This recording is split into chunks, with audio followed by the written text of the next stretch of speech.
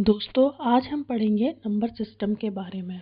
Number system जिसे हम संख्या पद्धति भी कहते हैं, इसमें कई सारे नंबर्स आते हैं। जैसे कि मेन टाइप होता है नेचुरल नंबर्स, इसे हम हिंदी में प्राकृतिक संख्याएं कहते हैं। इट रिप्रेजेंट्स विद एन, इसको एन से डिनोट किया जाता है।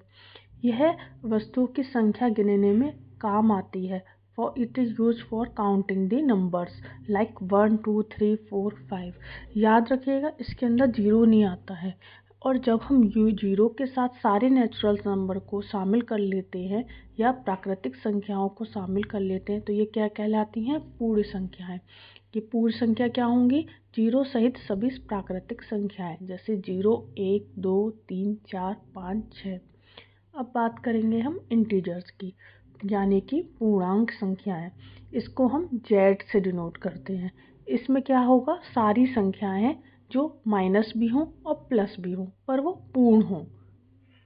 इसमें 0 भी है, -3 भी है, 1, 2, 3 भी है और सारे पॉजिटिव नेगेटिव नंबर सब हैं।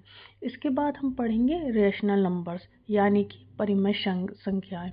ये संख्या है फ्रैक्शन p रेशो q के में होती हैं, यानी कि हम q को p को q से भाग देंगे और q जो है वो कभी भी 0 के बराबर नहीं होना चाहिए। अगर q 0 के बराबर हो गया तो ये संख्या हो जाएगी इनफाइनाइट। तो जैसे कि ये संख्या कौन सी हो गई? 1/2, 2/3, 3/4। और इसको अगर हम भाग करके लिख लें तो ये आ जाएंगी दशमलव में, पॉइंट्स में ये नंबर्स आ जाएंगे।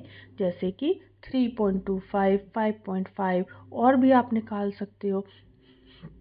अब बात करते हैं इर्रेशनल नंबर का, यानी कि अपरिमेय संख्याएं। इनको हम क्या p/q की फॉर्म में रिप्रेजेंट नहीं कर सकते। ये नंबर कौन कौन से होते हैं? जैसे कि √2, √3, √26, पाई। और याद रखना पाई भी एक इर्रेशनल नंबर होता है।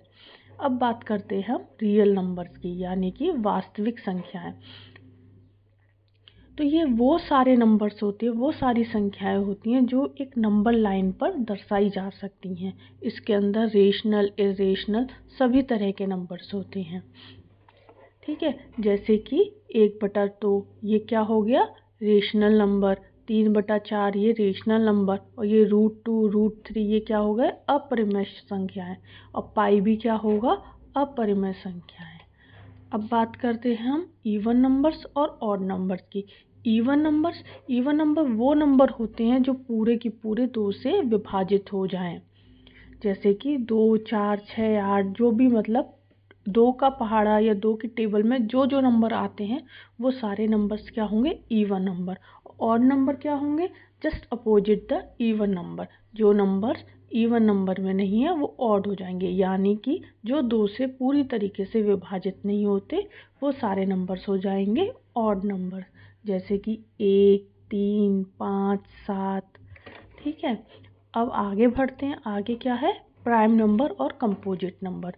प्राइम नंबर को क्या बोलते हैं? अभाज्य संख्याएं, और उनको भाज्य संख्याएं। तो अभाज्य संख्या क्या होती है? जिसके केवल 2 फैक्टर होते हैं, यानी कि एक तो एक नंबर होगा, एक को हम किसी भी नंबर से विभाजित कर सकते हैं तो पूर्णांक शून्य, तो शेषफल 0 आता है। और या फिर वो नंबर खुद ही हो, तो वो कौन से होंगे? अभाज्य संख्याएं। तो सबसे छोटी अभाज्य संख्या कौन सी होगी? 2। और ये अपने आप में एक इकलौती इवन अभाज्य संख्या है, यानी कि सम अभाज्य संख्या कौन सी है? 2। तो ये नंबर कौन से हैं? 2, 3, 5, 7, 11। अब जैसे 11 है वो या तो 1 से भाग होगा या फिर 11 से, इसके बाद वो किसी और नंबर से डिवाइड नहीं होगा। अब बात करते हैं हम कंपोजिट नंबर की। कंपोजिट नंबर क्या होते हैं? जो अभाज्य से अलग हों, यानी कि भाज्य संख्याएं। तो अभाज्य संख्याएं कौन सी हैं? भाज्य संख्या कौन सी हुई? जिसका हम और भी कई सारे फैक्टर्स निकाल सकते हैं। 1 और नंबर इटसेल्फ के अलावा अगर तीसरा भी फैक्टर आ जाता है तो हम उसे भाज्य संख्या बोलेंगे। कौन सी हैं? 4, 6, 8, 9, 10, 12। अब देखिए इसमें एक नंबर नहीं है, तो एक नंबर क्या होगा? ना तो यह भाज्य संख्या है, ना ही ये अभाज्य संख्या है। Neither prime nor composite.